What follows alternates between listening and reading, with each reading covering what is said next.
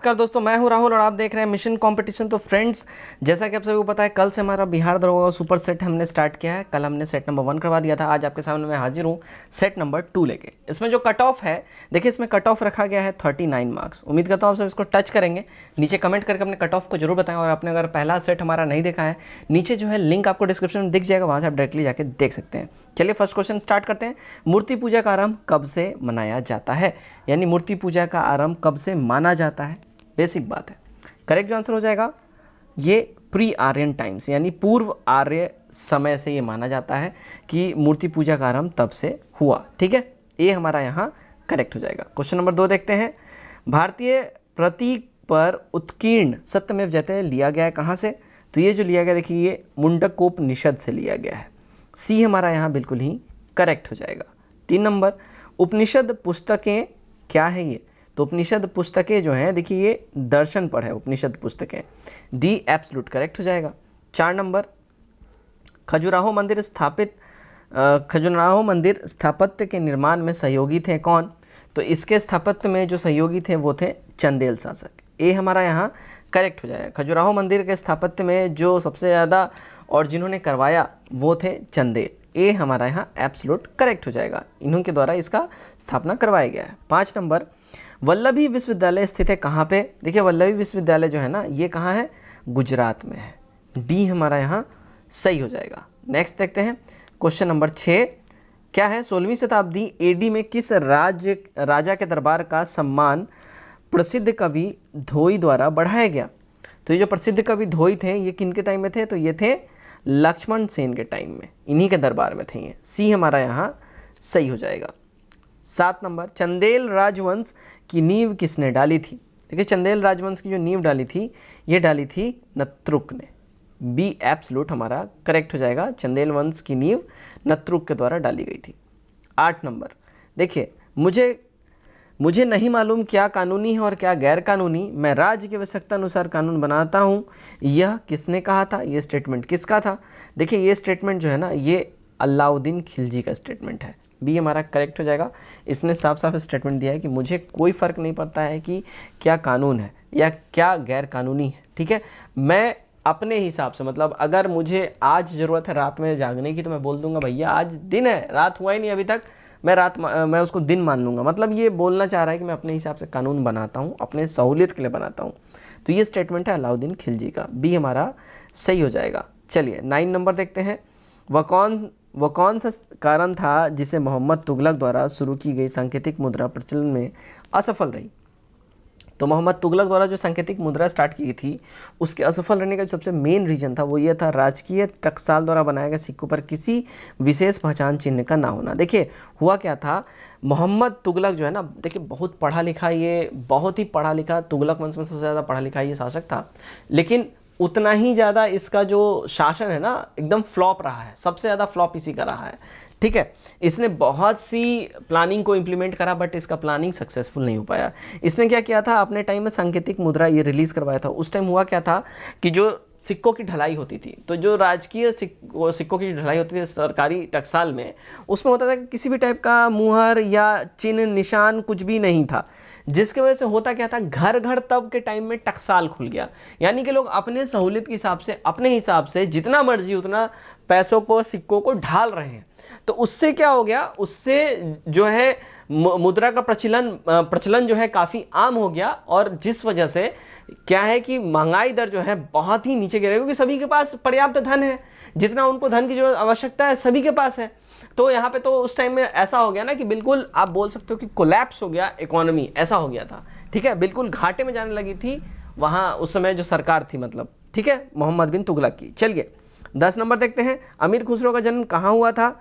देखिए अमीर खुसरो का जन्म की अगर बात करें तो पहले ऑप्शन से आगरा में, बाराबंकी में। नेक्स्ट ऑप्शन देख लेते हैं, एटा में, इटावा में।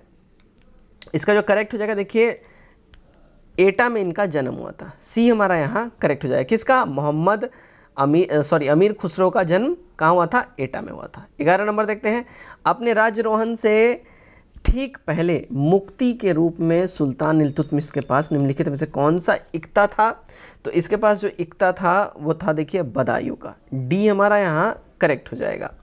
12 नंबर, शाहनामा का लेखक कौन था? देखिए शाहनामा का लेखक जो है ना वो था फिरदौसी, बी करेक्ट हो जाएगा यहाँ पे।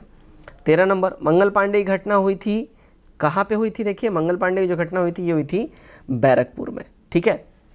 नेक्स्ट देखते हैं 14 नंबर, जब भारत को स्वतंत्रता प्राप्ति हुई थी तो ब्रिटेन में निम्न में से किस एक की पार्टी सत्ता में थी? उस समय ब्रिटेन में जो है ना देखिए लेबर पार्टी जो है वो सत्ता में थी, बी हमारा करेक्ट हो जाएगा। और जब भारत को स्वतंत्रता प्राप्त हुई थी उस समय ब्रिटेन के पीएम कौन था आपको कमेंट करके बताना है, ठीक है।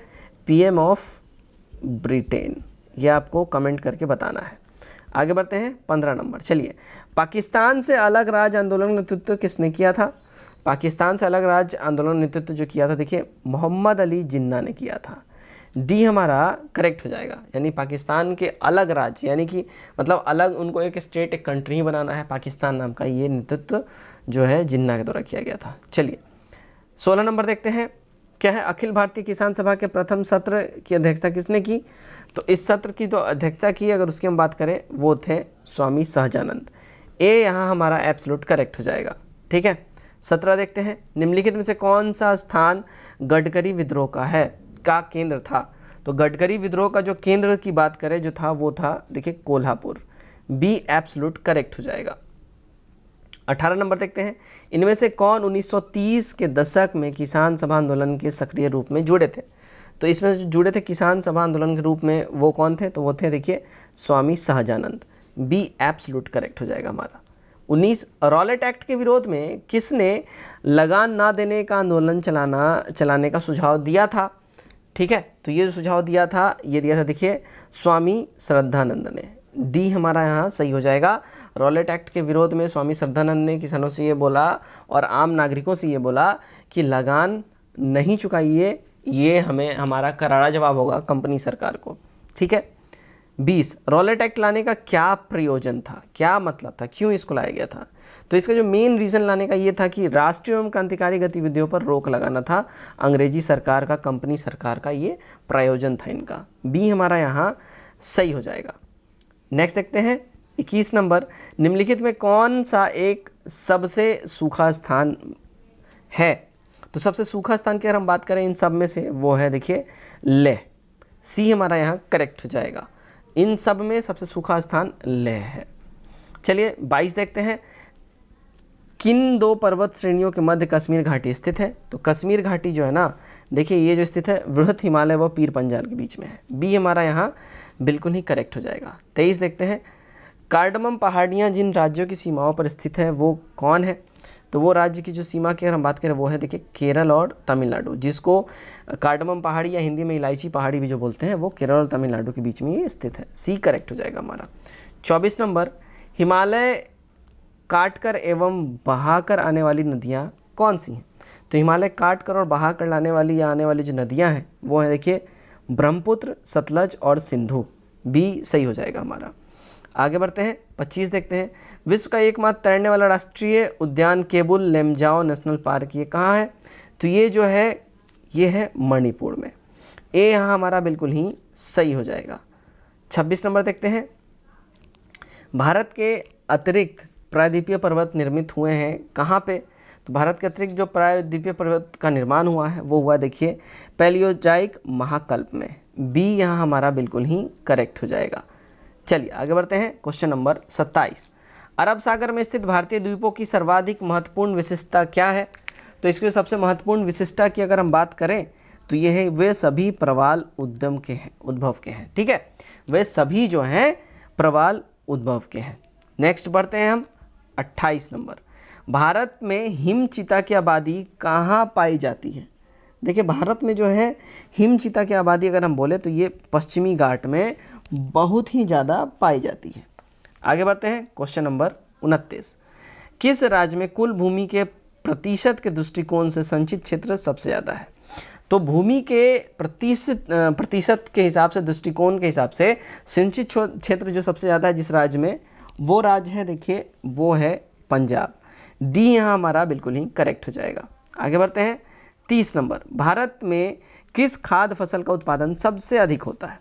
तो भारत में जो खाद्य फसल का उत्पादन सबसे अधिक होता है वो खाद्य फसल है देखिए चावल, बी हमारा यहाँ बिल्कुल ही सही हो जाएगा।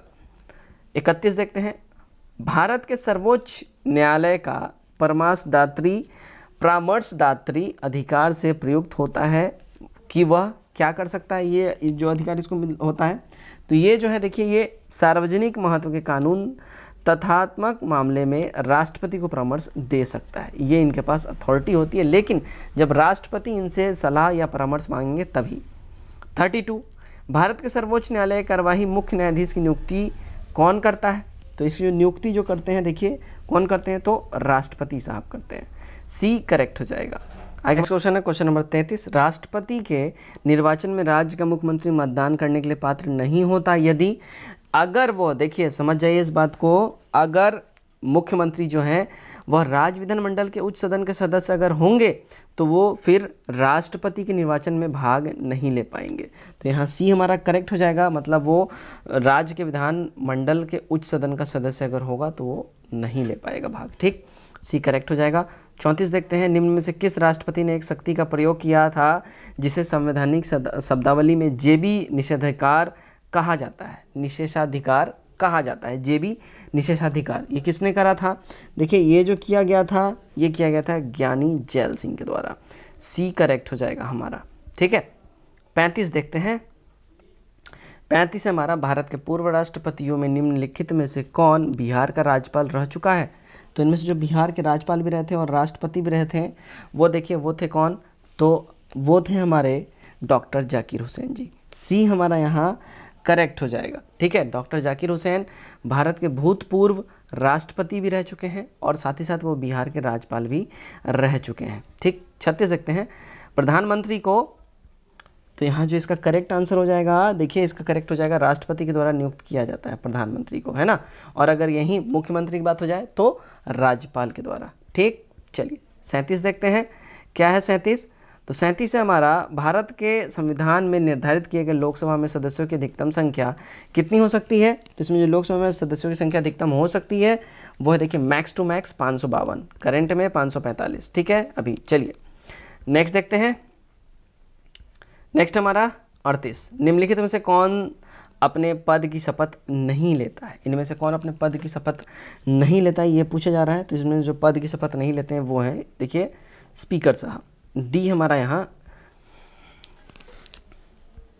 नेक्स्ट देखते हैं क्वेश्चन नंबर 39, निम्नलिखित में से कौन एक राज्य के नीति निर्देशक सिद्धांत का उद्देश्य नहीं है, तो राज्य के नीति निर्देशक तत्व का जो सिद्धांत का उद्देश्य नहीं है अगर वो हम बात करें वो है देखिए एक धार्मिक राज्य की स्थापना करना, ये राज्य के नीति निर्देशक सिद्धांत में या तत्व में ये चीज संकल्पना ये नहीं है, ठीक।